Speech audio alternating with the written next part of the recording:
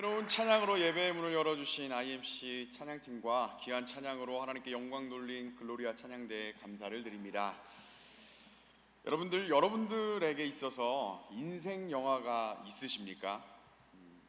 이것만은 꼭 죽기 전에 이 상대방이 봤으면 좋겠다라는 영화가 무엇입니까? 저에게 있어서 저의 인생 영화는 쇼생크 탈출입니다. 이 영화는 대학교 때 교수님의 과제로 보게 된 영화였습니다. 교수님은 쇼생크 탈출을 보고 독후감을 써오는 사람 중 기발하고 또 재미있고 재치있게 적은 사람에게 10만 원을 주겠다라는 거래를 하셨습니다. 제가 그 10만 원을 받았을까요? 못 받았을까요? 아멘. 네. 여러분들 상상력에 맡기겠습니다.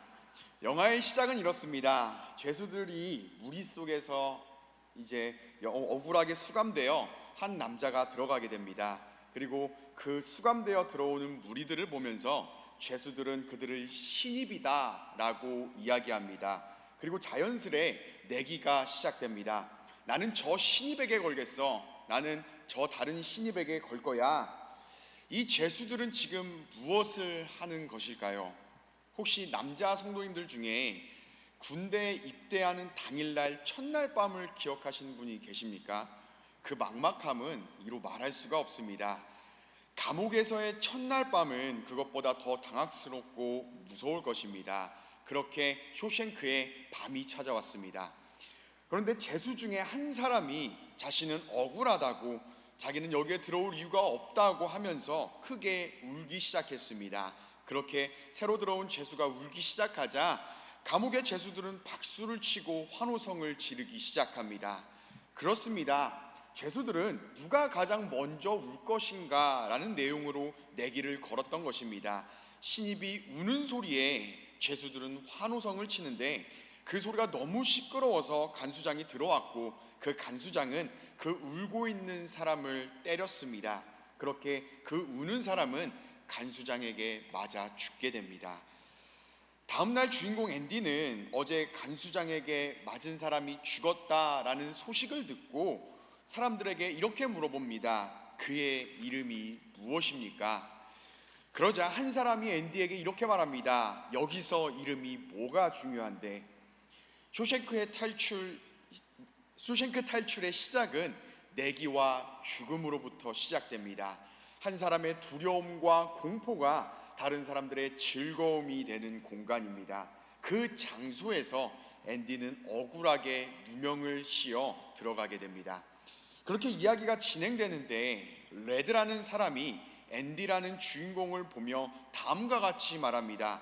저 사람은 감옥에 있는 사람 같지가 않아. 저 사람은 우리와 다르게 되게 자유하다. 이 말과 같이 주인공 앤디는 그 감옥을 천천히 변화시킵니다. 몇 년 동안 몇천 통의 편지를 써서 시청의 도움으로 책을 가져왔고 또한 공부할 수 있는 도서관을 만들었습니다. 그리고 가장 기가 막힌 장면은 바로 이 장면입니다. 화면을 보시도록 하겠습니다. 피가로의 결혼이라는 음악이 그 쇼생크에 울려 퍼지게 될 때에 사람들은 기가 막혀서 여러분들이 보시는 장면과 같이 서 있게 됩니다. 이 감옥에서 처음으로 음악이 나오는, 또한 음악이 흘러나와서 듣고 있는 장면을 그립니다.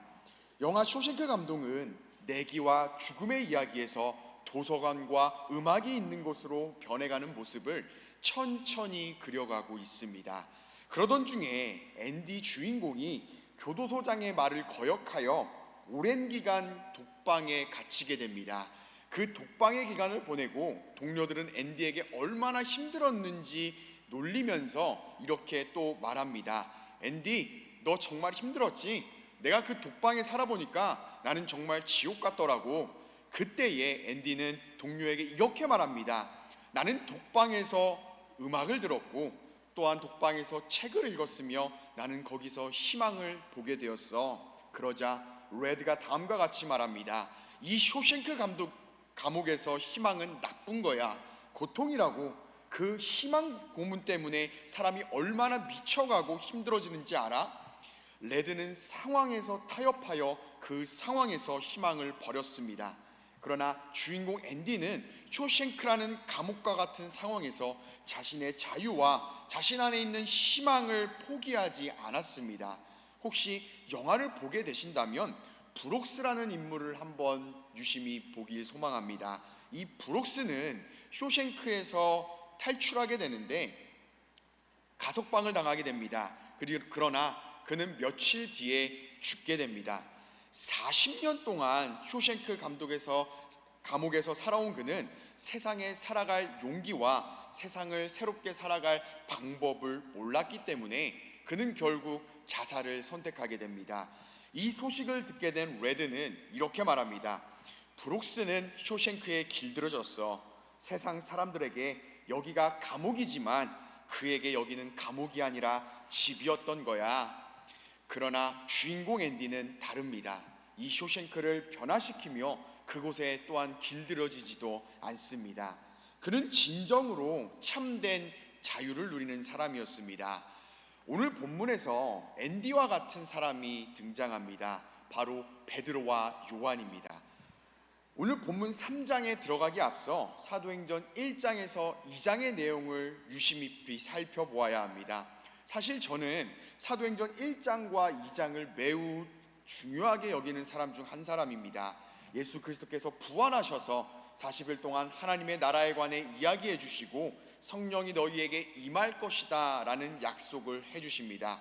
그리고 그 말씀대로 성령께서 기도하는 마가의 다락방에 임하시게 됩니다.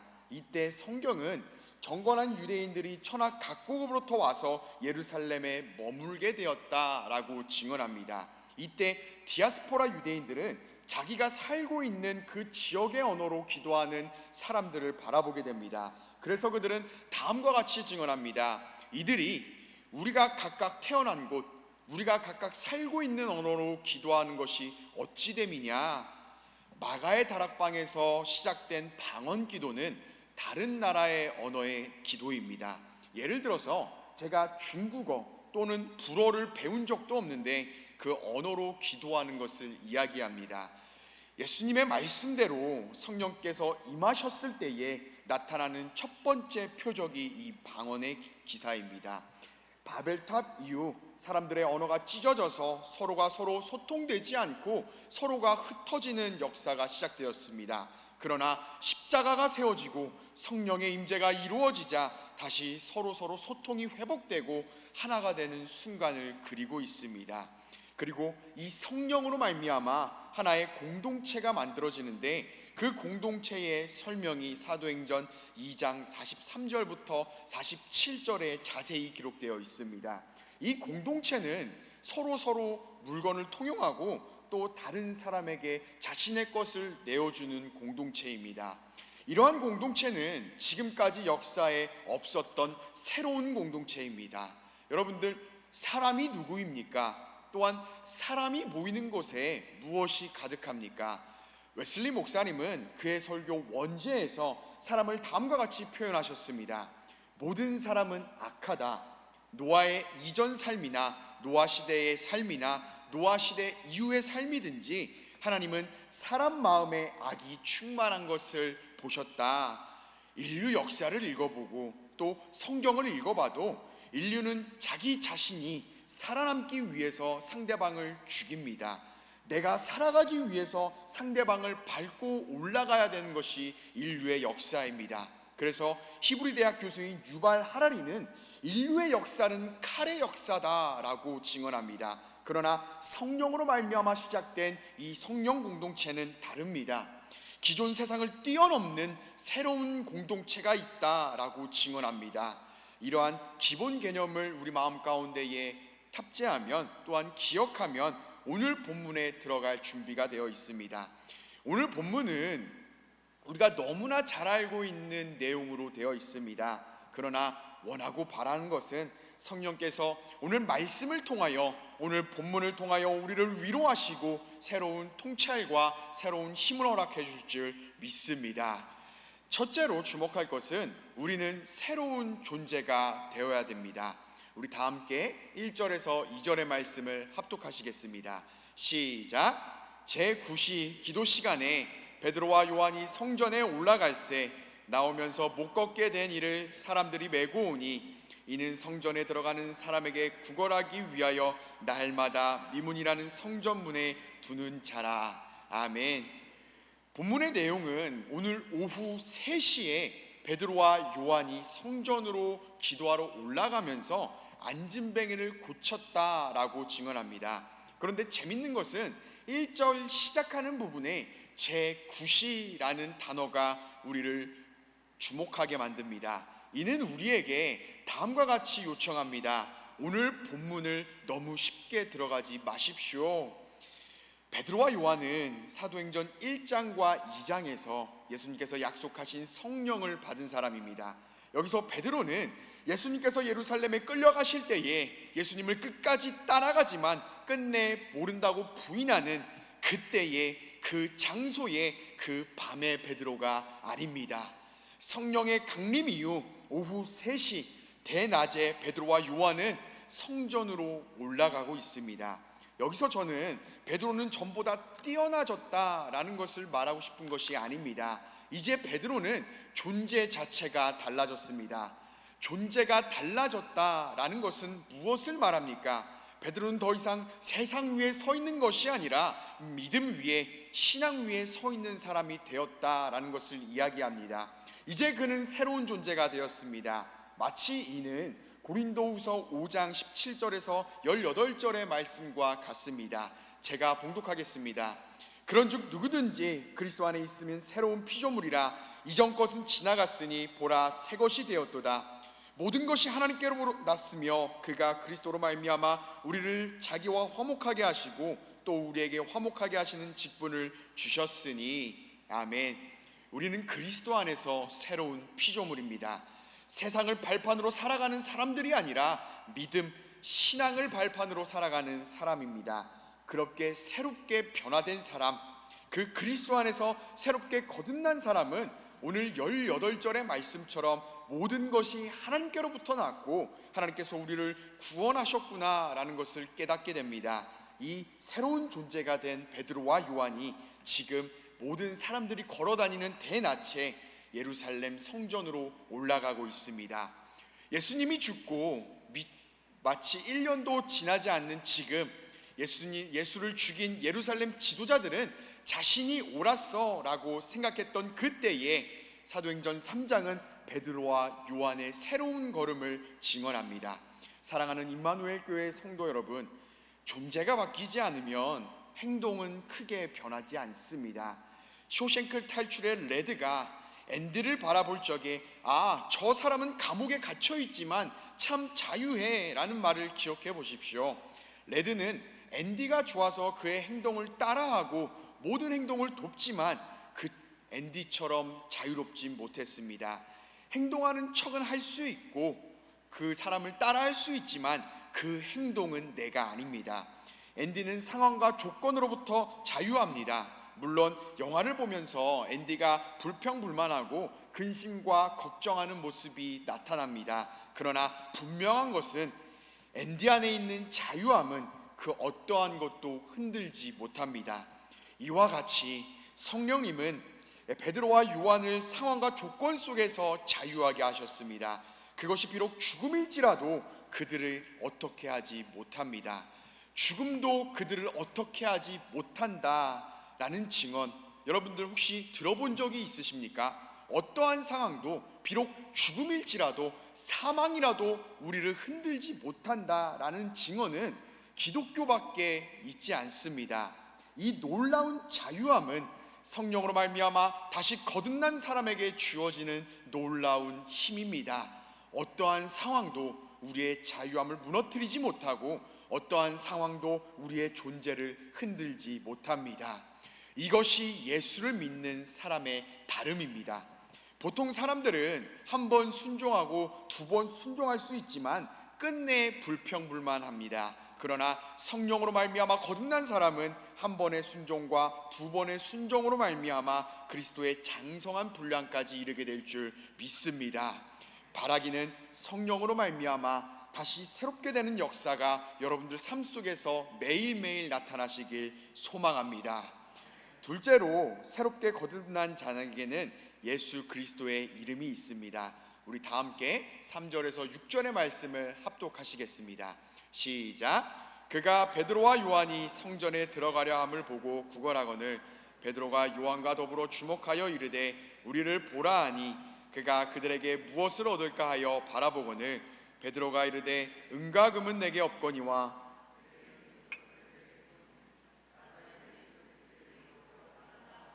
하고 아멘. 사도행전 저자 누가는 걸어 올라가는 사람과 태어나면서 걷지 못하는 사람을 이야기하므로 서로 비교하며 대조하면서 사도행전 3장의 문을 열고 있습니다. 그리고 그 두 사람의 만남으로 이야기를 이끌어 갑니다. 이야기의 핵심은 그 걷지 못하는 자가 성전으로 올라가는 베드로와 요한에게 구걸하는 것입니다. 여기서 구걸의 내용은 무엇일까요? 걷지 못하는 것에 대한 치유를 말하진 않을 것입니다. 배고픔을 달래기 위하여 은과 금과 같은 것을 구했을 것입니다. 날마다 구걸한 그는 평상시와 같이 세상의 물질을 구했을 것입니다. 이러한 상황 가운데 베드로는 다음과 같이 증언합니다. 은과 금은 내게 없습니다. 내게 있는 것 나사렛 예수 이름으로 일어나 걸으십시오. 예수의 이름을 그 사람에게 선포합니다. 그리고 예수의 이름이 그 사람을 걷게 만듭니다. 베드로의 이 선언은 신뢰와 확신이 가득한 선포입니다. 자신이 만난 예수 그리스도, 그 이름이 자신을 새롭게 했고 자신의 삶 속에서 새로운 방향으로 인도하고 있다라는 것을 경험했기 때문에 베드로는 확신에 찬 목소리로 그의 이름을 선포할 수 있었습니다.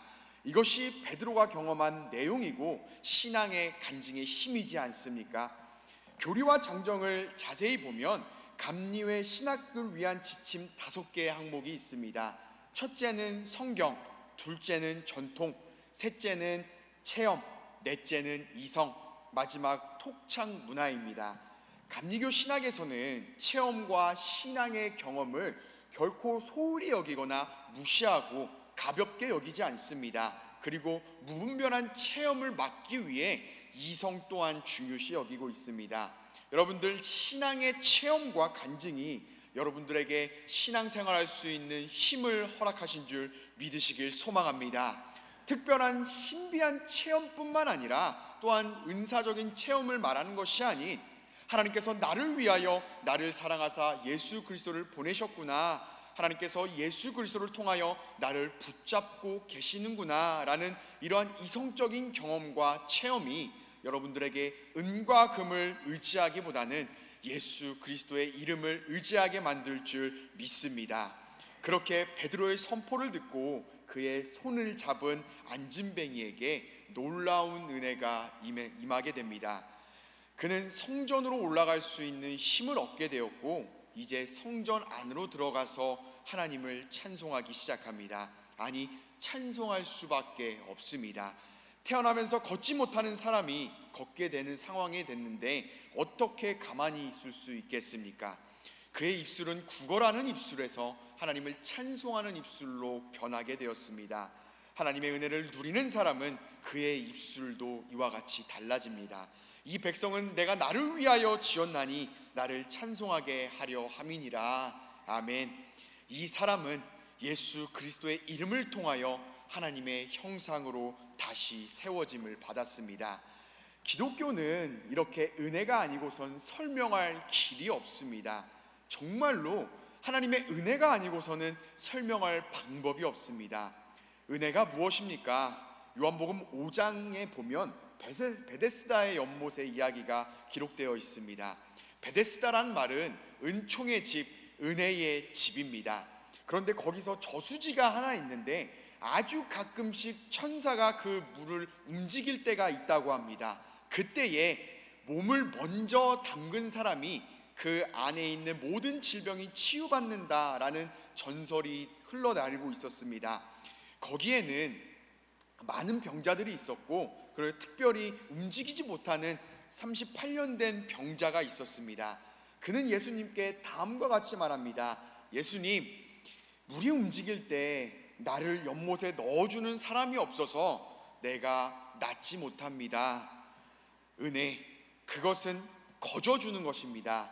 어떠한 조건을 충족하는 것을 은혜라고 부르지 않습니다. 그런데 베데스다, 은혜의 집, 그 이야기를 천천히 읽어보면 사람들이 믿고 있는 치유의 조건이 있습니다. 첫째는 천사가 내려와야 됩니다. 둘째는 가장 먼저 내가 들어가야 됩니다. 이 조건을 충족해야 치유를 얻는다라는 것은 은혜와 거리가 멉니다. 그래서 주님은 다음과 같이 증언합니다. 일어나라, 그리고 내 자리를 들고 걸어가라. 그렇게 그는 아무 조건 없이 은혜의 집에서 진정한 은혜를 맛보게 됩니다. 그리고 그 사람도 예수 그리스도를 통하여 하나님을 찬송하게 됩니다. 그런데 여기서 더 나아가 오늘 우리가 더욱더 주목해야 될 본문의 내용이 있습니다.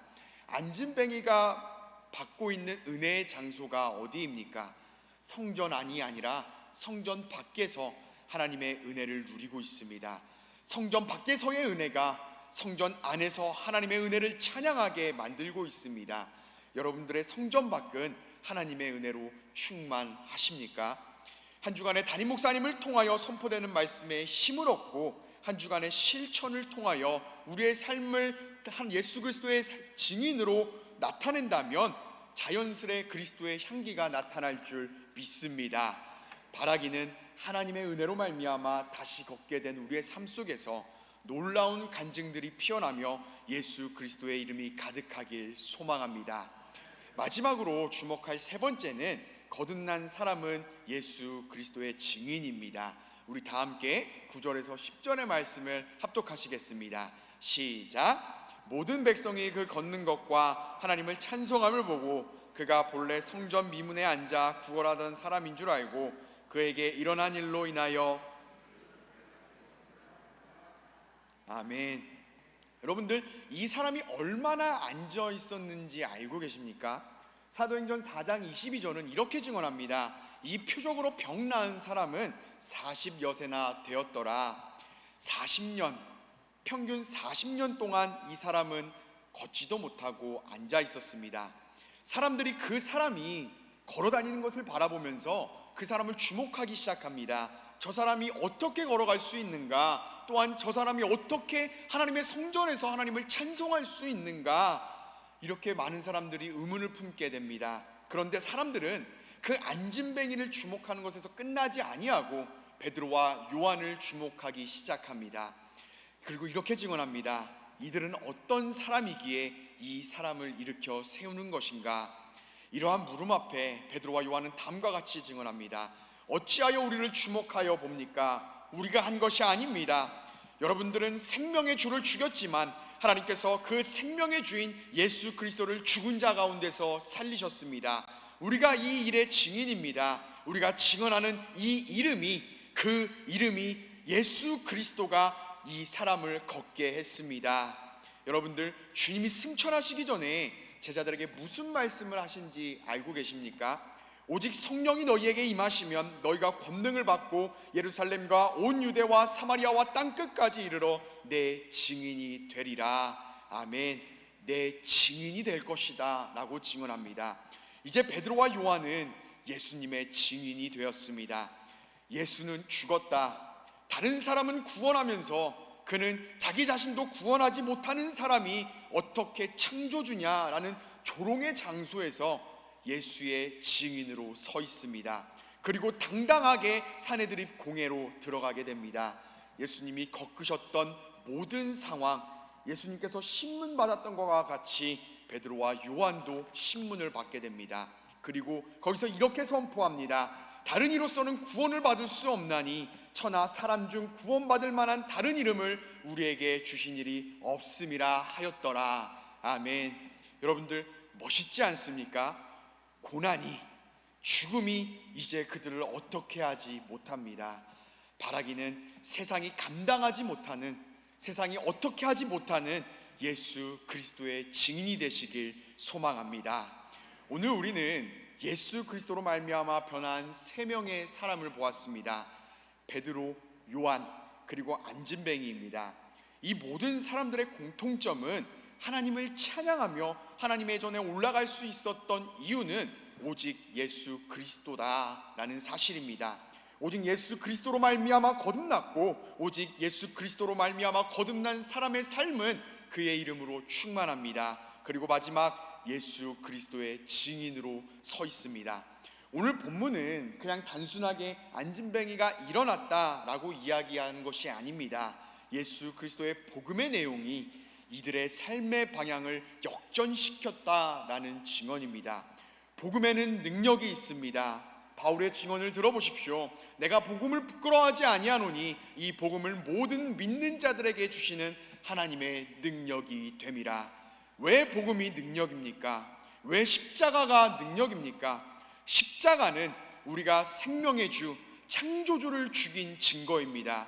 우리가 자초한 실패, 생명의 양식과 참된 빛이 우리에게 왔지만 우리는 그를 죽였습니다. 그러나 복음이 능력인 것은 하나님께서는 우리가 만들어낸 그 실수와 사망을 그대로 받으셔서 부활을 창조하셨기에 복음은 능력이 됩니다.